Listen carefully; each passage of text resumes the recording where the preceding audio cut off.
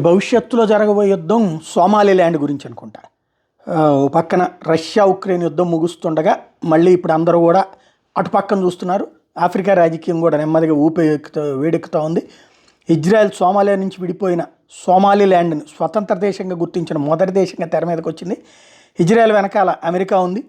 అదేమీ ఆషామాషి కాదు. Red sea, Bab el Mandeb shipping routes ఇవి చైనా ప్రభావానికి కౌంటర్ అనమాట.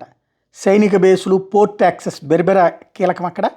అలాగే ఇండిపెండెంట్ దేశం నినాదంతో లోపల అస్థిరత్వం సృష్టించడం, ఫండమెంటలిస్ట్ గ్రూపులు ప్లస్ విడిపోతామనే రాజకీయాలు అక్కడే ఉన్నాయి. కొత్త యుద్ధానికి ఇక రాబోయే రోజుల్లో అది రూట్ అవుతుంది. సోమాలియా వర్సెస్ సోమాలిలాండ్ అనేదే కాకుండా ఇందులో ఇక అంతర్జాతీయ జియో పాలిటిక్స్ ఇష్యూస్ ఉంటాయి. ఒరిజినల్గా చెప్పాలంటే సముద్ర మార్గం మీదన ఆధిపత్యం చెలాయించేందుకోసం అనుసరిస్తున్నటువంటి సైనిక వ్యూహం. చైనా అందరికీ అప్పులు ఇచ్చి వాళ్ళని తన వ్యవసాయం చేసుకుంటున్నటువంటి దేశంలో తర్వాత అక్కడ సహజ వనరుల మీద కూడా దృష్టి పెడుతుంది. కాబట్టి చైనా వెళ్ళిన ప్రతి చోట అమెరికా నేనున్నానంటుంది. దానికి ఇట్లాంటి సహాయాలు తీసుకుంటుంది ఇజ్రాయెల్ లాంటి వాళ్ళ సాయంతో. కాబట్టి రాబోయేటటువంటి రోజుల్లో సీన్ మారుతుంది.